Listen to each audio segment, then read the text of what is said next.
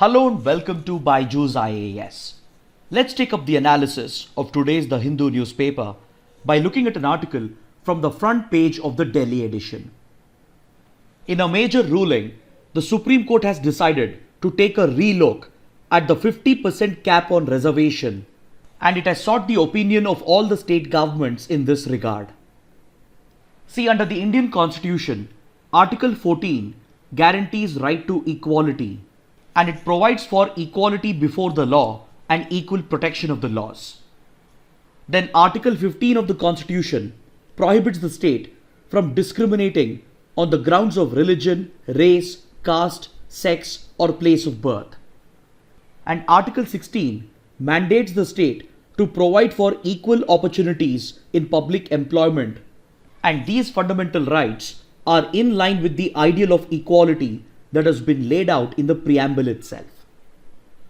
But however, Article 15 and 16 come with a set of reasonable restrictions, and they allow the state to discriminate in favor of the socially and educationally backward classes, and as well as in favor of the scheduled castes and the scheduled tribes.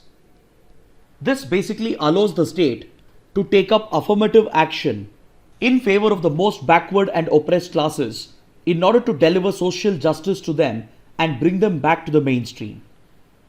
So based on these constitutional provisions, the central and the state governments have taken up affirmative action, and they have provided for reservation in education and as well as in jobs for the most backward classes, including the socially educationally backward classes and the SCs and the STs. Initially, post-independence, the policy of reservation was made applicable to the SC and the ST communities, which were the most oppressed in the Indian society. Then through the following decades, especially after the Mandal politics era, several OBC communities or other backward classes have also been provided with the benefits of reservation. So over the years, the central and the state governments kept on adding new communities to the list of backward classes, and they kept on increasing the percentage of reservation. Eventually, it came to a stage where the government started crossing the 50% margin on reservation, thereby affecting merit and the general category students and aspirants. As far as affirmative action is concerned, the most controversial move was to provide for reservation to the OBCs based on the recommendations of the Mandal Commission, and this led to massive protests and widespread debates in the country whether there should be a maximum cap on the percentage of reservation that can be provided by the state. Such a maximum cap was becoming essential in order to protect merit and the general category students and aspirants. And finally, in this regard, the Supreme Court stepped in 1992, and in the historic Indira Sawhney case, a 9-judge bench of the Supreme Court passed a landmark ruling and placed a maximum of 50% cap on reservation. Through this ruling, the Supreme Court directed the governments that they cannot breach the maximum cap that had been laid out, and this was seen necessary to strike a balance between the right to equality and the need for affirmative action in order to deliver social justice. But however, in the Indira Sawhney case, the Supreme Court ruled that the 50% cap on reservation can be breached by the governments only under exceptional and extraordinary circumstances. That is, the governments could provide for reservation beyond the 50% cap only if they were able to prove that extraordinary circumstances existed. In this ruling, the Supreme Court had even made it clear as to what exactly these extraordinary circumstances are. This applied for only those communities which were located in the far-flung remote areas of the state, and only for such communities which were underrepresented and which were truly backward, the government could try to mainstream them by providing for reservation, even by breaching the 50% cap that had been laid down by the Supreme Court in the Indira Sawhney judgment. But in such special cases, the state, that is the government, will have to prove that these extraordinary circumstances existed, and they will have to exercise extreme caution while breaching the 50% cap. So while breaching the 50% cap on reservation was supposed to be an exception, many states made it the norm. Over the years, several states have breached this cap, and this includes the states of Tamil Nadu and Maharashtra. From the 1980s itself, Tamil Nadu had stepped up its reservation to more than 60%, and by 1990s, its reservation percentage had started touching 69%.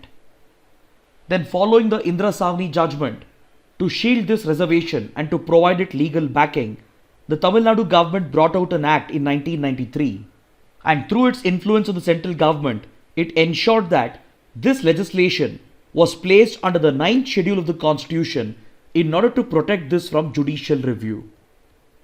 But those who are critical of Tamil Nadu's reservation laws have pointed out repeatedly that seeking immunity from judicial review just by placing these laws under the 9th schedule is clearly unconstitutional, as it violates the basic structure of the constitution. Even the Supreme Court has made it clear in several cases that judicial review is an integral part of the basic structure, and it cannot be taken away just by placing the laws under the 9th schedule. So by stating that judicial review is an integral part of the basic structure, the Supreme Court has opened up this 1993 Act of the Tamil Nadu government for judicial review, and it's yet to pass a final judgment, and it has been trying to evaluate whether the Tamil Nadu government has provided for 69% reservation in breach of the Indira Sawhney judgment only under exceptional circumstances, as stated by the 9-judge bench of the Supreme Court. On the face of it, it clearly appears that Tamil Nadu has not followed any of these restrictions that were laid down in the Indira Sawhney judgment, and hence its provision of 69% reservation has been kept open for judicial review.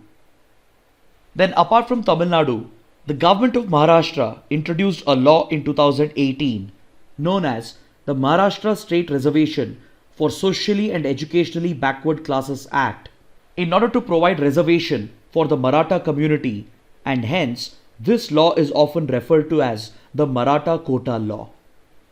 This law was brought out by the government of Maharashtra based on the recommendations of the Maharashtra State Backward Classes Commission, which was headed by Gaikwad, which had concluded that these extraordinary circumstances existed for the Maratha community to be provided 16% reservation in education and employment in breach of the 50% cap.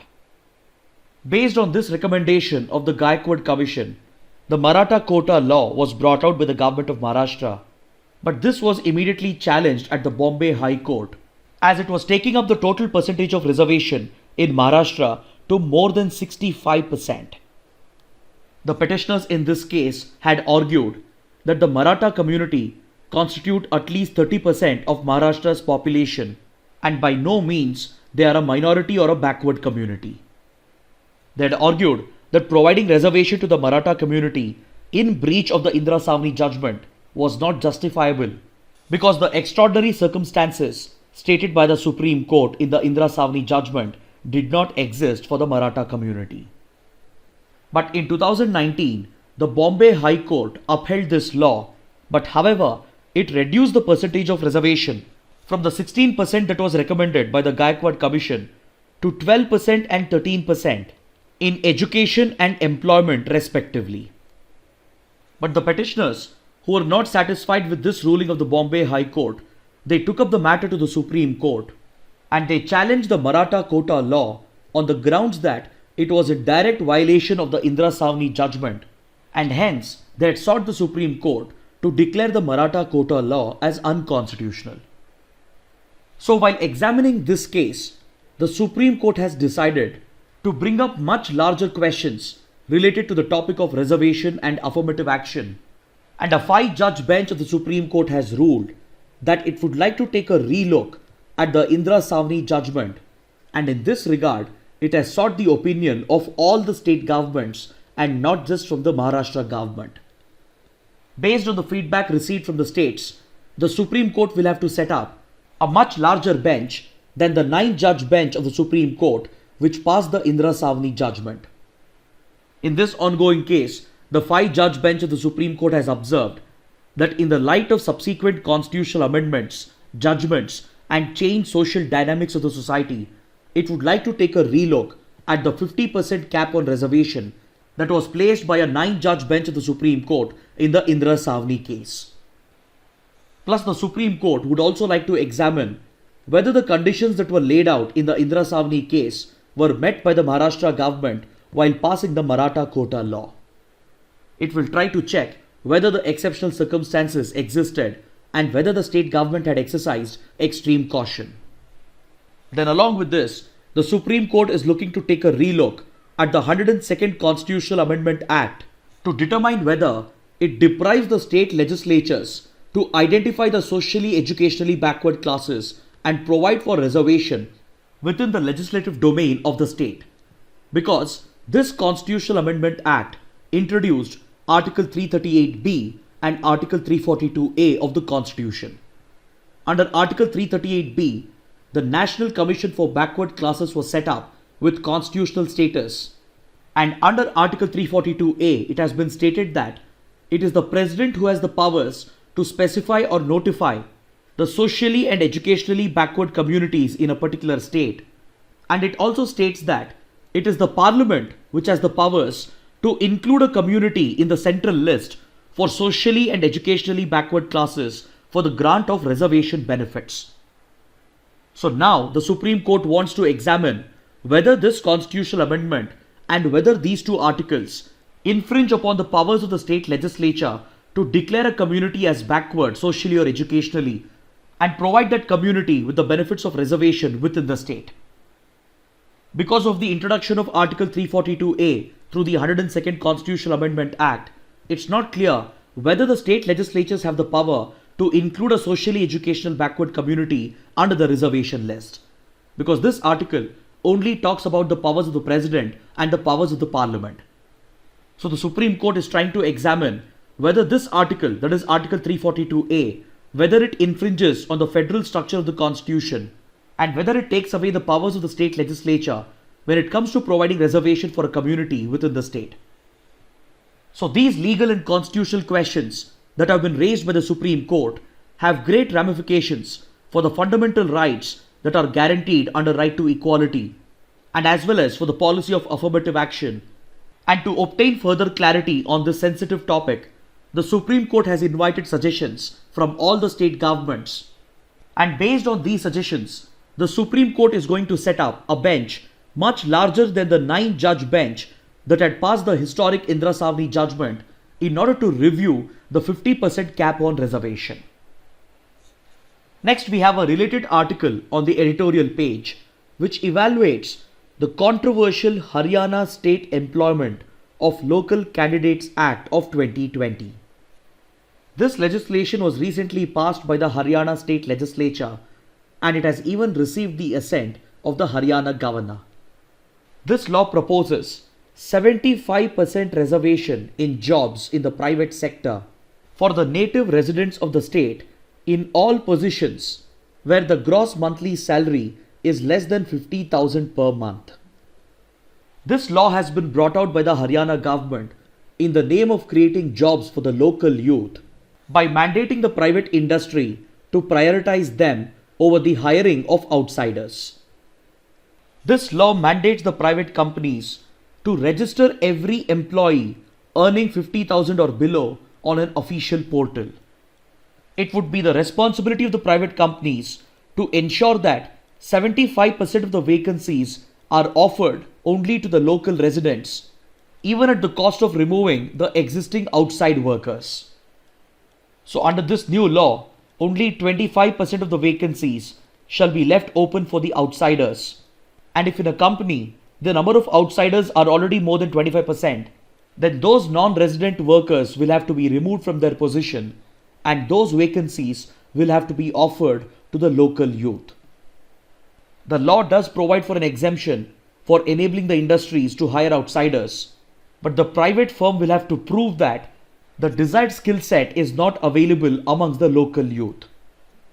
Now these draconian provisions are basically a return back to the Inspector Raj because they not only violate the constitutional principles, but they also turn the government officials into inspectors with the power to enter private premises in order to carry out inspections and enforce the provisions of this law. This allows the government officials to dictate to the private firms that instead of hiring outsiders by citing the non-availability of a desired skill set, they should train the local youth and hire them for these jobs. In case of any non-compliance, they would even have the powers to impose hefty penalties on the private firms. And this is nothing but a return to the Inspector Raj era of the pre-liberalization days. Now, it's not just Haryana which has brought out such inward-looking laws, but in fact, Andhra Pradesh already has such a law in place since 2019. Then Madhya Pradesh as well has promised to bring out a similar law to create employment opportunities for the native residents by discriminating against the outsiders. However, such laws are meant to run into legal and constitutional challenges, and the law of Andhra Pradesh is already dealing with these hurdles. Because according to the editorial, these laws violate the fundamental rights that have been guaranteed under Article 19 and Article 16.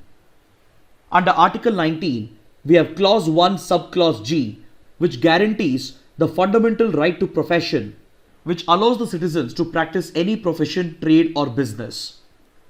Then Clause 2 of Article 16 prohibits discrimination on the grounds of place of birth or residence when it comes to employment. So the editorial hopes that on these grounds, these controversial laws shall not stand the test of constitutionality, but in the meantime, they will end up having a disastrous impact not just on the state's economy, but as well as on the national economy. Because see, India's status as a stable investment destination is already under threat because of many such inward-looking laws and due to the fragile investment climate that persists in the country. In India, the central and the state governments are known to bring in many such controversial laws, which quite often threaten the ease of doing business, and this lack of stability in the investment climate poses a threat to any private investment in the country, and hence it can drive out potential investments. Large global MNCs and global investors who could be considering India as a possible investment destination would be driven away by such laws, as it directly affects merit and as well as productivity in the industry. These laws could even damage the workplace diversity because it is essentially creating a work visa for Indians within the country. Such restrictive laws will end up immobilizing the young talent of the country, and it could even have the potential to rupture the social fabric of the country by promoting similar regionalistic tendencies amongst various states. If one or two states come out with such laws, prioritizing their youth and their residents over outsiders, then obviously the other states would also be motivated to come out with such laws. And these laws, which are primarily designed for vote bank politics, might end up harming India's image as an investment destination. Such policies of state governments goes against the spirit of one nation, one market that has been promoted by the Modi government at the center, and hence the editorial is calling upon the center to dissuade the state governments from such restrictive and inward-looking policies, and it is asking the center to exercise its constitutional powers and put such laws on hold. Now let's take up a column from page number 6, in which the writer evaluates the Afghan peace process and the contours of the ongoing endgame in the Afghan civil war. See, Afghanistan plunged into eternal conflict since the 1970s, when the Soviet Union invaded Afghanistan in 1979 and toppled the then Afghan government as a part of its ongoing Cold War rivalry with the United States. The United States saw this Soviet occupation of Afghanistan as a strategic opportunity, and it began waging a covert war against the Soviet Union through Afghan soil. And for this purpose, the United States tied up with Pakistan and with other allies such as Saudi Arabia and a few European countries to sponsor the Afghan Mujahideen as a form of guerrilla resistance against the occupying Soviet forces throughout the 1980s. As a part of this covert proxy war with the Soviet Union, the United States started pumping money and weapons into the hands of Pakistan's ISI, which would go on to recruit the Pashtuns from the Afghanistan-Pakistan border, and through the terror sanctuaries that came up along this border, Pakistan would radicalize these elements, indoctrinate them and provide them with training and weapons, and thus, with the help of the United States, it would establish the Afghan Mujahideen as a resistance against the occupying Soviet forces, and the Afghan Mujahideen would go on to wage an insurgent war against the Soviet forces throughout the 1980s. Eventually, through this covert campaign, the Soviet Union was defeated at the hands of the Afghan Mujahideen. And this defeat of the Soviet Union at the hands of the Afghan Mujahideen, that was sponsored by US and Pakistan, would become one of the key factors that led to the disintegration of the Soviet Union, thus marking the end of the Cold War and a victory for the United States. So by 1990s, as the Soviet Union was defeated and the forces had been withdrawn, the United States exited the region and it allowed Pakistan to retain complete control over the remnants of the Afghan Mujahideen. Some of these remnants of the Afghan Mujahideen would be later organized into the Taliban, which was born as a radical student political organization in the 1990s with the direct support of Pakistan's ISI. Throughout the 1980s, Pakistan had already used its covert experience with the Afghan Mujahideen to target India by conveniently diverting a part of these weapons and funds to fund the Khalistan movement and Kashmir insurgency against India. So by the 1990s, when the Soviets had quit Afghanistan and when the Americans had retreated from the region, Pakistan started looking at Afghan territory as a part of its strategic depth, which could be controlled through proxies such as the Taliban and the Afghan Mujahideen. And this would allow Pakistan to nurture the terror industry in order to continue targeting India. So by 95-96, with the support of Pakistan, the Taliban would topple the Afghan government and capture power, and it went on to form the Afghan government from 1996 to 2001. During this rule of the Taliban, it nurtured various terrorist outfits on Afghan soil, including the Al-Qaeda. Eventually, the Al-Qaeda, headed by Osama bin Laden, would go on to target the United States, and through the 9/11 attacks, the Al-Qaeda would go on to hit the United States on American soil itself. The 9/11 attacks led the United States to declare a global war on terrorism, with the Al-Qaeda as its primary target. So as a part of this global war on terror, the US demanded the Taliban government in Afghanistan to cooperate in order to target the Al-Qaeda and its terrorist leaders. But Taliban refused to cooperate with the US, and this led the US to declare war on Afghanistan itself, and it assembled an international coalition force with the approval of the UN, known as the ISAF, or the International Security Assistance Force, and it went on to carry out a full-fledged invasion of Afghanistan. Through this 2001 invasion, the United States toppled the Taliban government and started hunting down the terrorists of Al-Qaeda. After the Taliban was removed from power, a civilian government was installed in Afghanistan with the support of the United States. And since then, for almost 2 decades, the United States has been locked in a prolonged insurgent battle with the Taliban and the other terrorist outfits that operate out of Afghan soil. Despite the initial setback, the Taliban managed to regroup and reorganize with the support of Pakistan's ISI, and by 2009-2010, the Taliban started emerging as a serious threat for the US forces in Afghanistan. With the resurgence of the Taliban, the American forces and the NATO forces became the target for the Taliban and the other terrorist outfits. And as the casualty count started going up for the United States, this war in Afghanistan started becoming very unpopular back home in the United States.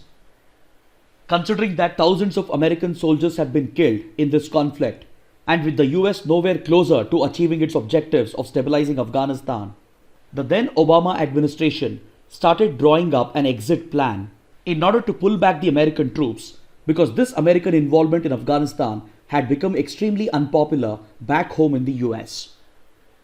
So since 2010, it became a key electoral agenda to bring back the American troops by working out a settlement in Afghanistan, and this exit strategy has been pursued since the days of the Obama administration.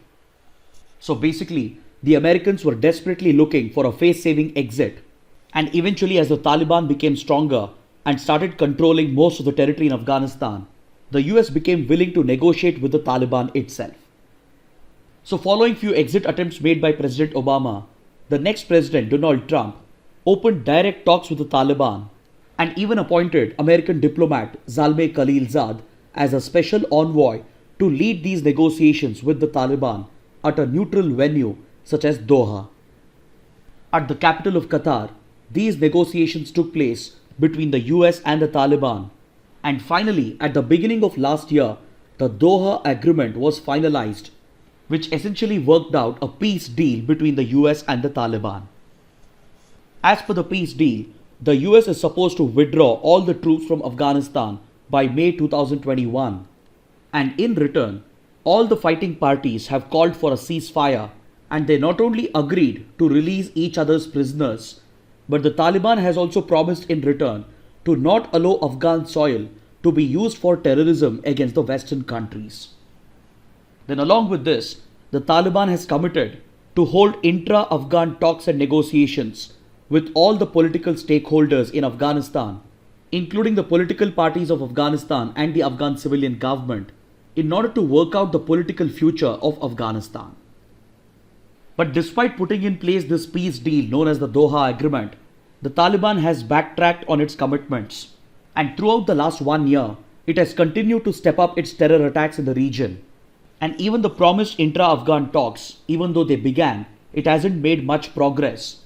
And day by day it is becoming very clear that the Taliban is in a much stronger position to again capture power in the country by pushing out the democratic forces in the country. Now the Americans have settled for this agreement because it allows them to withdraw the American troops by ensuring that these terror outfits operating out of Afghan soil do not threaten the Western countries. But following the change in administration in the United States, there was hope that this policy of the US might be reviewed by the new Biden administration. Accordingly, the current US Secretary of State has carried out a review of the Doha Agreement, and it was hoped by the Afghan government and several political factions in Afghanistan, and as well as by few elements in the Pentagon, that the Biden administration might reverse the deal and allow for retaining a minimal military presence, especially the special forces, in order to target the terrorist outfits which continue to pose a global threat. The Afghan civilian government and the political elements in Afghanistan were hoping that the Biden administration will continue to have its military presence in order to help stabilize the country and free the country from terrorist elements. In many ways, even India was hoping for such a policy reversal from the US because the terror outfits that operate from Afghan soil pose a direct threat to India as a result of Pakistan's covert proxy war. As explained earlier, Pakistan has used the Taliban and the various terror outfits that operate out of Afghan soil, such as the Haqqani network, to target India and Indian interests in the region as a part of its covert proxy war.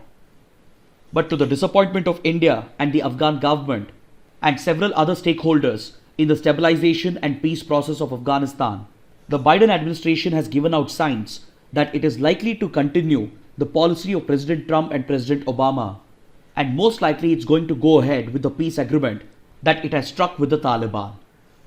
Irrespective of which government is in power in the United States, it has become very clear that the priority for the US is to withdraw the American troops as soon as possible, in return guaranteeing the safety of American interests from the terror outfits that are operating in the region.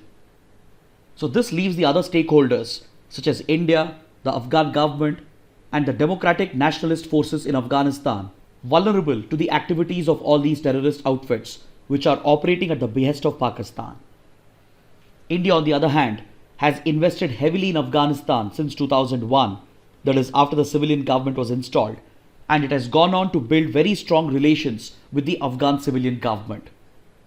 In the last 19 to 20 years, India has invested around $3 billion as a part of its development assistance, and it has helped Afghanistan execute several critical projects. So as a result, India enjoys a lot of goodwill in Afghanistan and as well as a lot of influence. But these achievements and investments of India are being threatened by the possible return of Taliban to power. Because back when Taliban was in power between 1996 and 2001, India was thrown out of Afghanistan at the insistence of Pakistan, because Pakistan's ISI is known to use the Taliban as its puppet to wage its covert war against India. With great difficulty and effort, India had managed to regain its influence in Afghanistan. But now again, it's staring at the possibility of losing all its investments if the Taliban were returned to power, and this places India and its policy towards Afghanistan in a dilemma situation. So in this context, the writer evaluates the options that are available to India to protect its interests in Afghanistan. The first option, of course, is to pursue its own talks, especially direct engagement with all the key stakeholders in Afghanistan. This includes the senior leaders of the Afghan civilian government and as well as the political and democratic leaders. And on this front, India has already started to act, and in the last few months, it has been holding high-level consultations with many such senior leaders, including Afghan President Ashraf Ghani and other senior leaders such as Abdullah, Rashid Dostum, etc. But however, India is still hesitant to directly engage with the Taliban, as India continues to brand the Taliban as a terrorist outfit. Whereas all the other major players in the region, including Russia, the Central Asian countries, Iran, and even China, they have treated Taliban as a radical political organization. And just like the United States, they have opened up their individual channels of direct communication with the Taliban in order to secure their respective interests. However, India is being left behind in this regard because of its unwillingness to directly talk and engage with the Taliban. And hence, this could be one of the options that India could consider, and it should immediately show the willingness to directly engage with all the stakeholders through talks and negotiations. And this should cover not just the political leaders and the political stakeholders, but as well as extremist outfits such as the Taliban and its factions. However, if India is unwilling to do this, and if India continues to remain hostile to the Taliban, it would be guaranteed that the Taliban would continue to remain hostile to India and work at the behest of Pakistan, and allow Afghan soil to be used for anti-India activities as a part of Pakistan's covert proxy war. In that scenario, if India were to avoid this consequence, then the writer suggests a counter-campaign against the Taliban and the terrorist elements in Afghan soil, similar to the campaign that India had pursued back in the 1990s by working with like-minded allies such as Iran and Russia. Back in the mid-1990s, when the Taliban rose to power and when it was posing a threat to regional stability and security at the behest of Pakistan's ISI, the key powers in Afghanistan's neighborhood, such as Iran, Russia and India, they all felt threatened by the Taliban, and they came together to sponsor the Northern Alliance, which is a collection of several northern tribes of Afghanistan, including the Tajiks, the Uzbeks, the Turks, Hazaras and the others, under the leadership of Ahmad Shah Massoud. And this counter-campaign against the Taliban was a part of India's covert operations led by Research and Analysis Wing, that is India's external intelligence agency, which worked with Iranian and Russian intelligence agencies to sponsor the Northern Alliance. The writer says that if India has to play a defining role in the end game of Afghan civil war, and if it has to protect its interests in Afghanistan, then it has to pursue either of the two options. Now let's take up an article from page number 9. The Parliamentary Standing Committee on Water Resources has submitted its report to the Lok Sabha with regard to the availability of tapped water in government schools and anganwadi centers. According to this report, only around 50% of the government schools and anganwadis have tapped water connections. This glaring gap has been noted by the Parliamentary Standing Committee despite the 100-day campaign for 100% coverage which was launched by the Jal Shakti Ministry last year. See, it's very important to ensure 100% coverage with regard to tapped water connections in government schools and anganwadi centers, because availability of water is absolutely critical to promote sanitation and hygiene, especially during the times of pandemic. According to this report, 7 states in the country have achieved 100% coverage of tapped water connections in government schools and anganwadi centers, and this includes Andhra Pradesh, Goa, Tamil Nadu, Haryana, Himachal Pradesh, Telangana and Punjab. On the other hand, 3 states, that is UP, West Bengal and Jharkhand, have reported a less than 15% coverage, and hence the Parliamentary Standing Committee has asked the Jal Shakti Ministry to accelerate the program in these laggard states. Now before we conclude, let's take up a couple of mains practice questions. The first question: in the Indira Sawhney judgment, the Supreme Court had set a cap for reservation in jobs and education at 50%. Yet, governments continue to breach the limit. Discuss in the context of recent laws of Maharashtra and Haryana. The second question, the objective of the United States to achieve a just and durable peace in Afghanistan while ensuring its unity is a tall order. In the light of this statement, comment on the contours of the end game in Afghanistan. Kindly write an answer to these questions and post your answers in the comment section below. So this concludes our discussion for the day. Thanks for watching.